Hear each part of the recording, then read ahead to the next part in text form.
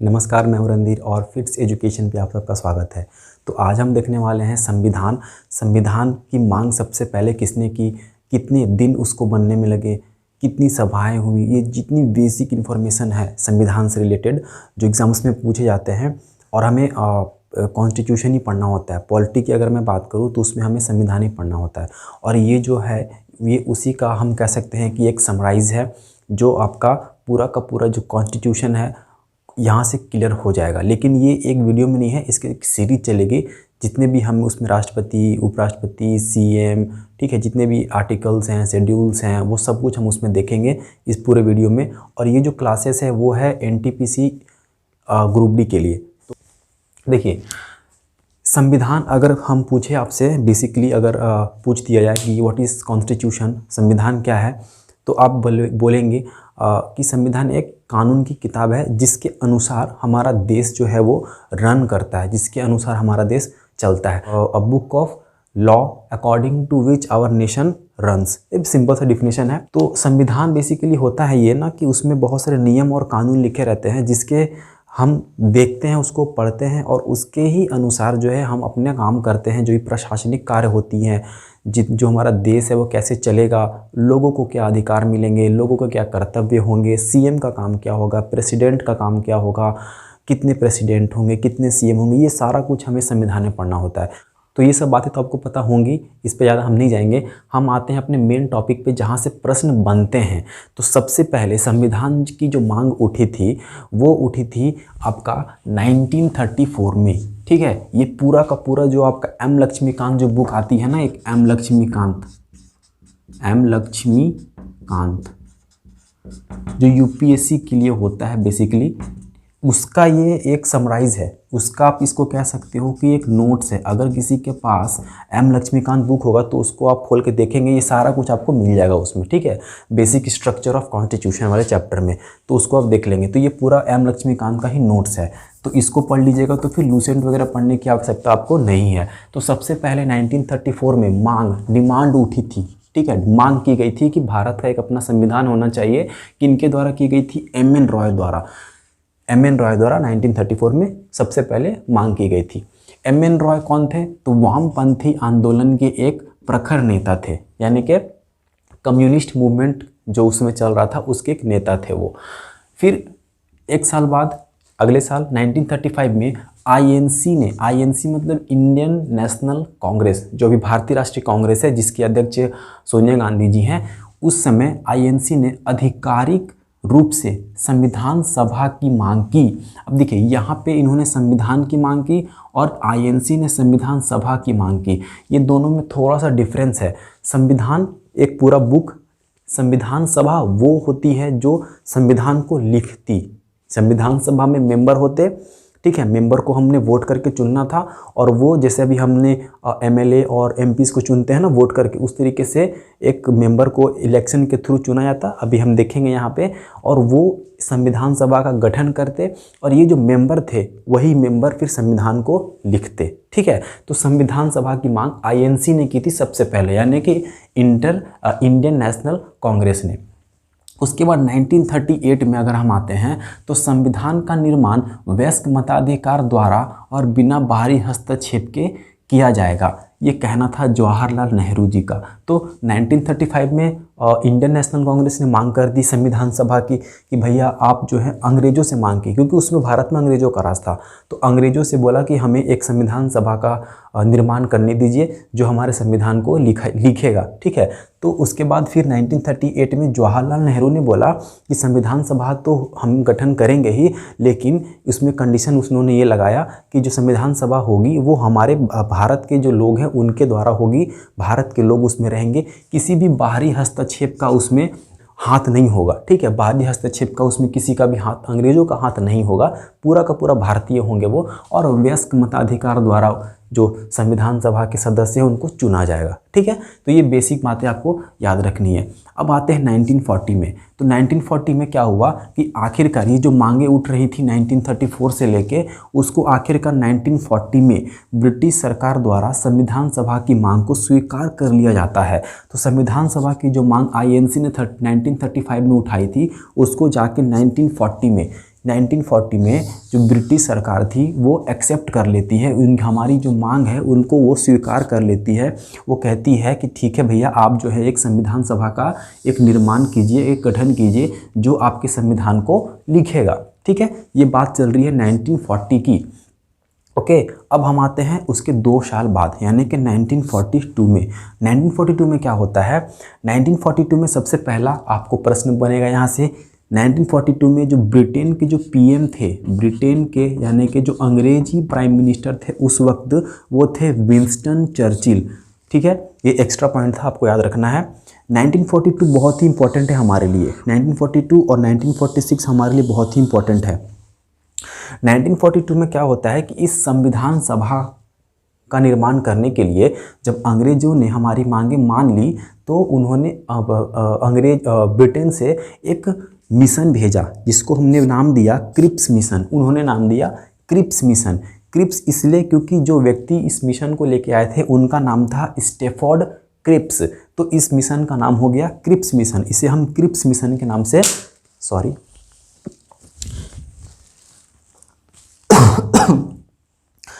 इसे हम Cripps mission के नाम से जानते हैं। ये आया था 1942 में। तो यहाँ से प्रश्न पूछेगा कि क्रिप्स मिशन कब आया था? आंसर आएगा 1942। अब इसमें क्या था, ये थे जो इसमें जो थे वो जब क्रिप्स मिशन भारत में आया तो इसमें मुस्लिम जो लीग थी, जिस तरीके से अभी बहुत सारी पार्टी है, कांग्रेस है, बीजेपी है, तृणमूल कांग्रेस है, राजद है, ठीक है, तो बहुत सारे जो रीजनल पार्टी हैं और जो नेशनल पार्टी हैं, तो उस तरीके से उस समय भी पार्टियां हुआ करती थी। एक तो हमारी आईएनसी थी, इंडियन नेशनल कांग्रेस, उसी तरीके से एक थी मुस्लिम लीग, ठीक है, जो जिन्ना की पार्टी थी जिसने पाकिस्तान की मांग की थी और पाकिस्तान में जिन्ना को गांधी का दर्जा दिया गया, यानी पाकिस्तान के गांधी जिन्ना है। ठीक है, तो वही जिन्ना जो थे मुस्लिम लीग के हेड थे।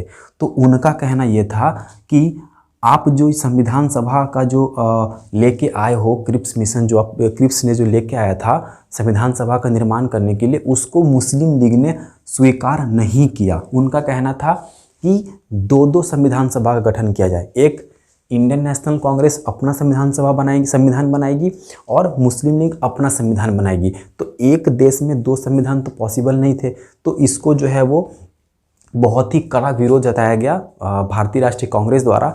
और इस चक्कर में क्या हुआ, ये क्रिप्स मिशन जो है वो फेल कर गया, यानी क्रिप्स मिशन को हमने अस्वीकार कर दिया। ठीक है, अब आते हैं 1946 में, उसके 4 साल बाद 1946 में क्या होता है। देखिए, मैं एकदम सीक्वेंस से चल रहा हूँ, ये पूरा आपको यूपीएससी का जो एम लक्ष्मीकांत बुक है वहाँ मिल जाएगा, आप उसको देख लीजिए, इसको पढ़ लीजिएगा, तो आपकी एनटीपीसी में जो पॉलिटी से क्वेश्चन बनेंगे इससे बाहर नहीं बनेंगे, क्योंकि ये यूपीएससी का बुक है। अब इससे बाहर क्या बनेगा, लूसेंट वगैरह इसके सामने कुछ भी नहीं है। ठीक है, तो पढ़िए ऐसा कि एक बार पढ़िए, बार बार ना पढ़ना पड़े आपको। देखिए 1946 में क्या हुआ कि 1946 में जो ब्रिटेन के पीएम थे वो थे क्लीमेंट एटली, 1942 में थे विंस्टन चर्चिल, और 1946 में ब्रिटेन के जो प्राइम मिनिस्टर थे वो चेंज हो चुके थे, वो थे क्लीमेंट एटली। ओके, अब 1946 में भी एक मिशन आया, उसको हमने नाम दिया कैबिनेट मिशन। जिस तरीके से 1942 में क्रिप्स मिशन आया था, उसी तरीके से 1946 में आया था कैबिनेट मिशन। कैबिनेट मिशन में 3 सदस्य थे, तीनों के नाम इंपॉर्टेंट है, एमसीक्यू में देके आपको छांटने के लिए कहेगा कि इसमें से कौन सा व्यक्ति कैबिनेट मिशन का सदस्य नहीं था। तो देखिए, जो कैबिनेट मिशन आया था 1946 में, उसमें जो 3 सदस्य थे वो थे, एक पहले लॉर्ड पैट्रिक लॉरेंस, ओके, दूसरे थे स्टैफोर्ड क्रिप्स, ये स्टैफोर्ड क्रिप्स वही थे जो 1942 में भी आए थे। उसके बाद एबी अलेक्जेंडर। तो ये 3 व्यक्ति थे जो कैबिनेट मिशन को लेके भारत में आए थे। कैबिनेट मिशन का जो प्रपोजल था वो हमने एक्सेप्ट कर लिया, प्लस कैबिनेट मिशन मुस्लिम लीग द्वारा जो 1942 में 2 संविधान सभा गठन की जो मांग की गई थी उसको कैबिनेट मिशन ने ठुकरा दिया। ओके, उन्होंने बोला कि नहीं, भारत में एक ही संविधान सभा का गठन होगा।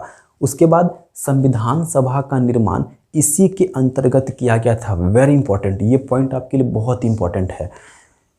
प्रश्न कैसे बनेगा कि संविधान सभा का निर्माण किस मिशन के अंतर्गत किया गया था? ऑप्शन दे देगा, कैबिनेट मिशन, क्रिप्स मिशन, और भी कोई 2 ऑप्शन आपको मिल जाएंगे। तो आपको कैबिनेट मिशन के अंतर्गत संविधान सभा का निर्माण किया गया था। देखिए हमने यहाँ पे लिख दिया है, संविधान सभा का निर्माण कैबिनेट मिशन के अंतर्गत किया गया था। इसको आपको याद रखना है। और इसके सदस्य थे Lord Patrick Lawrence, Stafford Cripps और एवी अलेक्जेंडर। अब ये जो पूरा हमने बातें यहाँ पे की, ये जो पूरा यहाँ पे खिचड़ी पकाया हमने, इसका बस एक ही मकसद था कि एक संविधान सभा का निर्माण हो।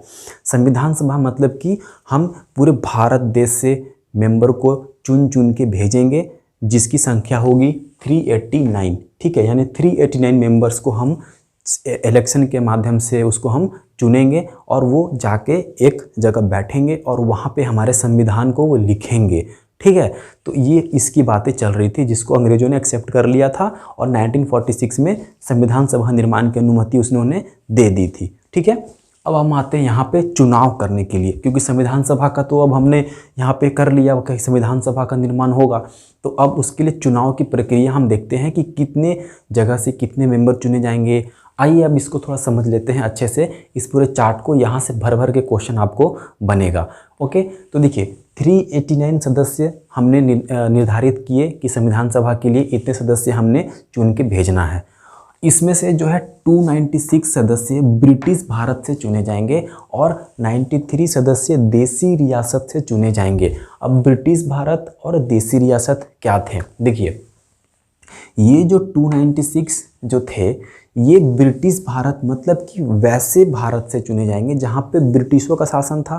ठीक है, और इनका जो चुनाव होना था वो इलेक्टेड होना था, मतलब कि इनको हम वोट करेंगे, वोट करके ये जाएंगे, निर्वाचित किए जाएंगे। तो अभी जिस तरीके से हम एमपी और एमएलए के लिए चुनाव वोटिंग करते हैं, उसी तरीके से ये वोटिंग के माध्यम से चुन के जाएंगे। और ये जो 93 जो देसी रियासत है, देसी रियासत मतलब कि वैसे जगह, भारत का वह हिस्सा जहाँ पे राजाओं का शासन था तो राजाओं का शासन लीजिए, लेकिन ये जो थे ये इनके अंडर में ही रहते थे, मतलब कि ब्रिटिश सरकार के अंडर में ही रहते थे। तो जो जहाँ पे राजाओं का शासन था उसको हम कहते हैं देसी रियासत या प्रिंसली स्टेट। वहाँ से 93 सदस्यों को नॉमिनेट करना था, इलेक्टेड नहीं, इलेक्शन नहीं होता उनका, उनको हम चुनते नहीं, वोटिंग नहीं करते। उनको क्या करना था कि जहाँ पे कोई राजा रह रहा है तो वो अपने मन से किसी को संविधान सभा के लिए भेज देता कि चाहिए आप हमारा प्रतिनिधि वहाँ पे हमारा प्रतिनिधित्व कीजिए। जिस तरीके से अभी हम एमएलए में राज्यसभा मेंबर को नॉमिनेट करते हैं ना, राष्ट्रपति 12 मेंबर को करते हैं, लोकसभा में 2 करते हैं और विधानसभा में गवर्नर 1 को करता है। उसी तरीके से 93 जो सदस्य थे वो नॉमिनेटेड होते, मनोनीत होते हैं, वेरी इंपॉर्टेंट। ठीक है, तो देखिए 389 में 296 सदस्य चुन के आने वाले थे। कहाँ से? जहाँ पे ब्रिटिशों का शासन चल रहा था पूरी तरीके से, जहाँ पे राज्य था। और 93 सदस्य जो थे वो देसी रियासतों से नॉमिनेट होकर आने वाले थे, मनोनीत होकर आने वाले थे, जहाँ पे राजाओं का शासन था। अब ये जो 296 सदस्य थे, फिर इसमें से भी हमने 2 पार्ट में इसको डिवाइड कर दिया, क्योंकि ये जो 296 सदस्य थे ये जहाँ पे अंग्रेज़ों का डायरेक्टली शासन चल रहा था वहाँ से चुन के आने वाले थे। अब अंग्रेज़ जो थे वो 2 तरीके से शासन कर रहे थे। जिस तरीके से अभी वर्तमान में हम देखें तो वर्तमान में क्या होता है कि एक तो होता है राज्य और एक होता है आपका केंद्र शासित प्रदेश। ठीक है, तो जहाँ पे राज्य होता है वहाँ पे होता है सीएम, और जहाँ पे केंद्र शासित प्रदेश होते हैं वहाँ पे होते हैं आपके गवर्नर। ठीक, गवर्नरों को वहाँ पे शासन होता है। तो अंग्रेज भी उस तरीके शासन कर रहे थे। जहाँ पे अंग्रेज़ों के मुख्य राज्य थे, जहाँ पे हमारे भारत के जो राज्य थे उसमें तो 11-15 ही राज्य हुआ करते थे, तो वहाँ पे हम बोलते हैं उसको गवर्नरों के प्रांत से। ठीक है, गवर्नरों के प्रांत से, यानी कि गवर्नर जहाँ पे डायरेक्टली राज्य करते थे, जहाँ से वो चलाते थे, उनका सीएम का ही दर्जा आप मान सकते हो, एज अ सीएम उस राज्य का वो हुआ करते थे। तो वहाँ से 292 सदस्य चुन के आने वाले थे। उसके बाद जो 4 थे वो मुख्य आयुक्त के प्रांत से, यानी कि चीफ कमिश्नर ऑफिस। जैसे यहाँ पे केंद्र शासित प्रदेश है, अभी भी हमारे देश में है ना, जहाँ पे गवर्नर का राज होता है, तो उस समय भी वहाँ पे भी उस समय उसी तरीके से हुआ करता था, जहाँ पे गवर्नर ना हुआ करते थे, लेकिन इससे एक नीचे का पोस्ट होता था जिसको हम लोग बोलते थे मुख्य आयुक्त, चीफ कमिश्नर ऑफिस। वहाँ से 4 लोग चुन के आने वाले थे। तो 296 में 292 गवर्नरों के राज्य से और 294 जो बचे हुए थे वो मुख्य आयुक्त चीफ कमिश्नर ऑफिस उनके आने वाले थे। अब ये हमारा 389 टोटल कंप्लीट हो गया। अब जून और जुलाई में क्या होता है, ये तो सीटों का बंटवारा हुआ, अभी इलेक्शन नहीं हुआ है, मतलब कि ये इतने यहाँ से इतने लोग चुन के आने वाले थे, 296 यहाँ से, 292 यहाँ से, इस तरीके से आने वाले थे। अब जो है जून और जुलाई में 1946 में चुनाव होता है, ठीक है, जून जुलाई 1946 में चुनाव होता है। भारत अभी भी आज़ाद नहीं हुआ है, भारत 1947 में आज़ाद होगा, इस चीज़ को आपको दिमाग में रखना है। चुनाव होता है, कांग्रेस 208 सीट्स जीतती है, यानी कि उनके पास 208 मेंबर आते हैं 389 में। मुस्लिम लीग 73, ठीक है, मुस्लिम लीग जो जिन्ना की पार्टी थी, जो 2 संविधान सभा की मांग कर रही थी, उन्होंने 73 सीटें जीती। अदर्स जो थे, जिस तरीके से अभी चुनाव होते हैं तो जो कोई निर्दलीय होता है, कोई अदर दूसरे पार्टी के होते हैं, तो उनको मिला के 15 सदस्य थे, ठीक है। तो टोटल अगर इसको हम ऐड करेंगे तो ये हमारा निकल के आएगा 296, क्योंकि 296 का ही चुनाव होना था। मैंने बताया आपको, बाकी के जो 93 थे उनका मनोनीत होना था, तो वो तो इलेक्शन में पार्टिसिपेट नहीं करेंगे, वो डायरेक्टली वहाँ से उनको भेज दिया जाएगा।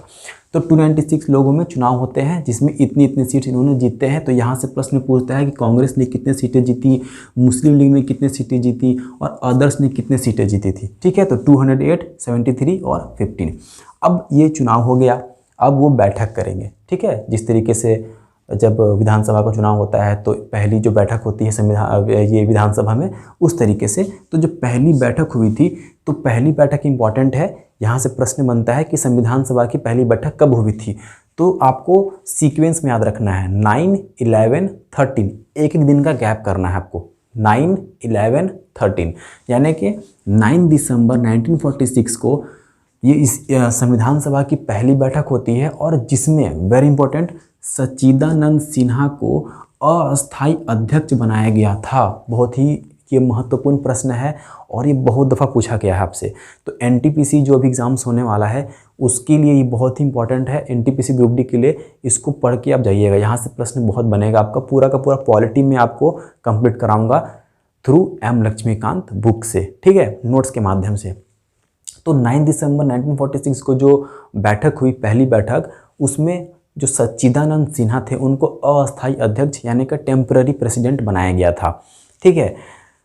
उसके बाद एक दिन बाद यानी कि 10 को हम गैप करेंगे, 11 को आ जाएंगे, ठीक है। तो 11 दिसंबर 1946 को राजेंद्र प्रसाद को अस्थायी अध्यक्ष बना दिया जाता है, क्योंकि जो सच्चिदानंद सिन्हा थे उनकी मृत्यु हो जाती है। इस वजह से 11 दिसंबर को हम राजेंद्र प्रसाद, जो हमारे पहले राष्ट्रपति होंगे, उनको हमने संविधान सभा का अध्यक्ष बना दिया, और ये परमानेंट अध्यक्ष रहेंगे यानी कि अस्थायी अध्यक्ष रहेंगे।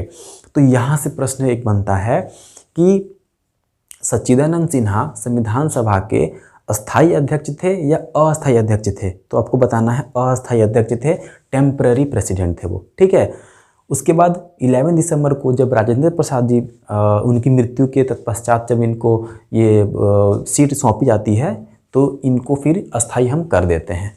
उसके बाद 13 दिसंबर को क्या होता है कि जवाहरलाल नेहरू उद्देश्य प्रस्ताव पास करते हैं। उद्देश्य प्रस्ताव मतलब ये हुआ कि संविधान हमारा कैसा होगा, संविधान में हम लोगों को क्या देंगे, हमारा जो सरकार का जो सिस्टम है वो कैसा रहेगा, बाइलेटरल रहेगा, दो सदन होंगे, एक सदन होंगे, जिस तरीके से अमेरिका में होता है, या हमारा एक केंद्र में एक सदन होगा, फिर राज्यों में हम सीएम रखेंगे, गवर्नर कितने होंगे, राष्ट्रपति का काम कैसा होगा, राष्ट्रपति को हम कितनी पावर देंगे, हम लोगों को क्या देंगे, फंडामेंटल राइट्स देंगे, फंडामेंटल ड्यूटीज़ देंगे, मौलिक अधिकार, मौलिक कर्तव्य, ठीक है, डीपीएसपी। तो ये सारी चीज़ें जो थे उस दिन जवाहरलाल नेहरू ने रखी, जो आपको संविधान के पहले पेज पन्ने पे मिल जाएंगे, जिसको हम प्रियम्बल कहते हैं। वहाँ पे हमें ये दिखने को मिलता है कि हमारा संविधान कैसा है और हम अपने देश को कैसा संविधान देना चाहते हैं। तो ये बहुत ही इंपॉर्टेंट है आपका। यहाँ से प्रश्न पूछेगा कि उद्देश्य प्रस्ताव कब पारित किया गया था, कब पढ़ा गया था, पारित नहीं कब पढ़ा गया था। 13 दिसंबर 1946 को जवाहरलाल नेहरू जी ने इसे पढ़ा था। जवाहरलाल नेहरू जी के बारे में एक बात आपको याद रखनी है कि जवाहरलाल नेहरू उसमें बहुत ही इंपॉर्टेंट नेता हुआ करते थे। जवाहरलाल नेहरू अगर हाथ खड़ा करते तो बाकी जो मेंबर थे वो भी हाथ खड़ा करते थे, क्योंकि जो बाकी मेंबर चुन के आए थे मतलब 389 में, वो ज़्यादा पढ़े लिखे नहीं थे। पढ़े लिखे में से जवाहरलाल नेहरू, राजेंद्र प्रसाद, एच.सी. वर्मा, ये सभी जो थे, एच.सी. मुखर्जी, ये सब थे। तो बाकी को कुछ समझ में नहीं आ रहा था कि हम यहाँ पे करने क्या आए हैं। तो जवाहरलाल नेहरू जी अगर हाँ बोलते तो बाकी मेंबर भी हाँ बोलते, अगर ये ना बोलते तो बाकी मेंबर भी ना बोलते थे, क्योंकि सारी मेंबर जितने जो मेंबर्स जीत के आए थे, जिनको नॉमिनेट किया गया था या जिनका इलेक्शन हुआ था, तो ऐसा नहीं था कि बहुत ही सब जो है वो इंटेलिजेंट थे, बस वो चुन के आ गए थे। उनको पता नहीं था कि क्या हो रहा है, क्या करना है, संविधान को कैसे लिखना है, क्या करना है। तो सारा जो दारोमदार था वो जवाहरलाल नेहरू, राजेंद्र प्रसाद, सच्चिदानंद सिन्हा और हमारे जो B.R. अम्बेडकर जी, इन पे ये डिपेंड कर रहा था कि संविधान को कैसे लिखना है। ठीक है, अब आगे आते हैं। अब देखो, ये तो 3 बैठक हो गई, 3 बैठक हो गई, ये डिसाइड हो गया कि संविधान को कैसे लिखना है, क्या क्या हम उसमें रखेंगे, किन किन देशों से हमें क्या क्या लेना है। ठीक है, तो बहुत सारे देशों से हमने बहुत कुछ लिया भी है, उसको हम आगे देखेंगे। तो अब एक डेट आता है, आपको वो याद रखना है, 22 जुलाई 1947, बहुत ही इम्पॉर्टेंट डेट है। इसमें क्या होता है कि इस डेट को राष्ट्रीय ध्वज को अपनाया जाता है, यानी जो हमारा नेशनल फ्लैग है उसको हम अडॉप्ट करते हैं। और नेशनल फ्लैग का जो डिज़ाइन है वो पिंगली वेंकैया जी ने किया था। ये भी प्रश्न बनता है, इसको भी आपको याद रखना है। फिर 1949 को ही हम कॉमनवेल्थ का मेंबर बन जाते हैं, लेकिन संविधान क्या है कि वो अभी भी लिखा जा रहा है, वो अभी बन के तैयार नहीं हुआ है, भले हमें आज़ादी मिल गई हो, क्योंकि हम पहुंच गए 1949 में। 1949 में कॉमनवेल्थ का मेंबर बन जाता है भारत। उसके बाद एक डेट आता है आपका 26 नवंबर 1949। ये देखो हमने घेर रखा है क्योंकि ये इंपॉर्टेंट है, बहुत ही इंपॉर्टेंट है ये। 26 नवंबर 1949 को, 26 नवंबर 1949 को संविधान बनकर तैयार हो जाता है। जो लिखने का काम चल रहा था वो तैयार हो जाता है। संविधान बनने में 2 साल 11 महीने और 18 दिन लगे थे। ध्यान दीजिएगा, 2 साल 11 महीने 18 दिन संविधान को लिखने में लगा था। टोटल 114 दिन इस पे बहस की गई थी, 11 सभाएं हुई थी, ये इंपॉर्टेंट है। उसके बाद हम आते हैं 24 जनवरी 1950 को। एक चीज़ आपको यहाँ पे याद रखना है कि 26 नवंबर 1949 को संविधान बनकर तैयार तो हो गया था, लेकिन उसे लागू नहीं किया गया था। लागू करेंगे हम 26 जनवरी 1950 को। ठीक है, तो यहाँ पे एक और डेट आपको याद रखना है, 24 जनवरी 1950, यानी कि 26 जनवरी से 2 दिन पहले, 26 जनवरी 1950 से 2 दिन पहले 24 जनवरी को क्या होता है कि राष्ट्रीय गान को हम अपनाते हैं, राष्ट्रीय गीत को हम अपनाते हैं और राष्ट्रपति को हम अपनाते हैं, मतलब कि राष्ट्रपति नियुक्त करते हैं। अब ऐसा क्यों करेंगे? क्योंकि देखिए 26 जनवरी 1950 को हम झंडा फहराते हैं। ठीक है, झंडा तो हमने अडॉप्ट कर लिया था हमारा 22 जुलाई 1947 को ही, लेकिन उसके साथ झंडा फहराने के साथ हम राष्ट्रीय गान गाते हैं। तो राष्ट्रीय गान हमारे पास नहीं था, क्योंकि 26 जनवरी को हम झंडा फहराने वाले थे। तो उसी दिन, मतलब कि 2 दिन पहले हम राष्ट्रीय गान को अपना लेते हैं, 26 जनवरी से 2 दिन पहले।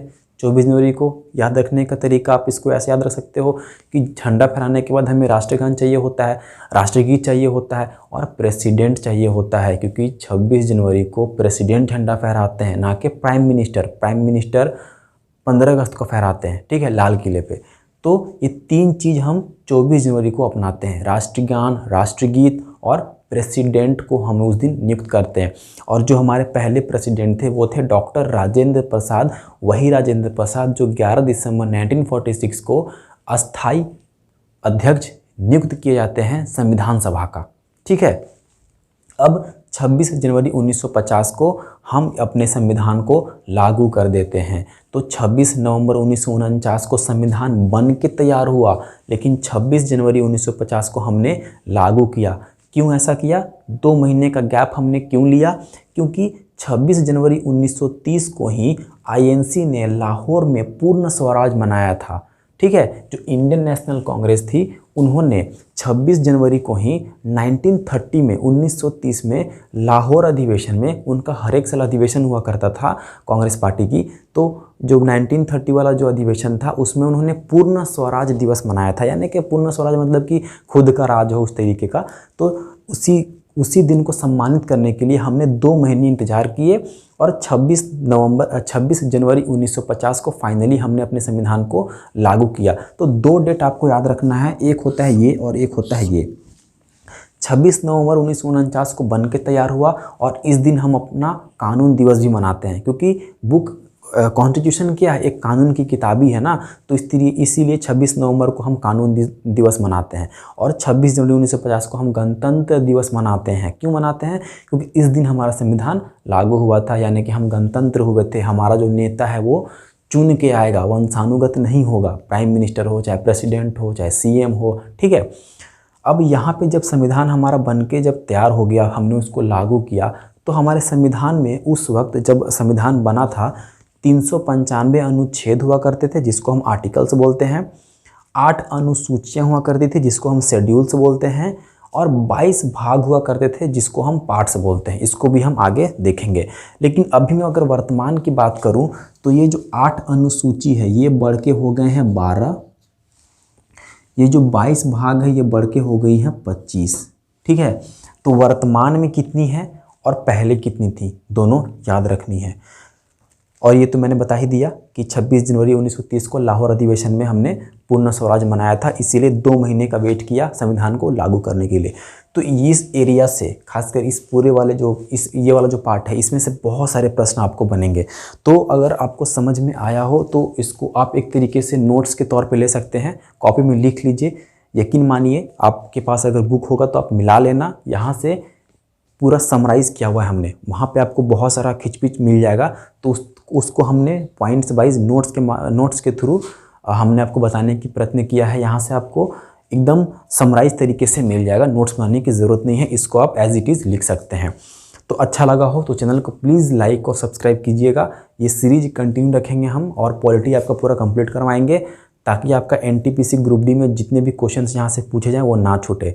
तो मिलते हैं अगले वीडियो में, तब तक के लिए फिट्स एजुकेशन को आपको सब्सक्राइब कर लेना है और बेल आइकन को प्रेस कर लेना है। धन्यवाद।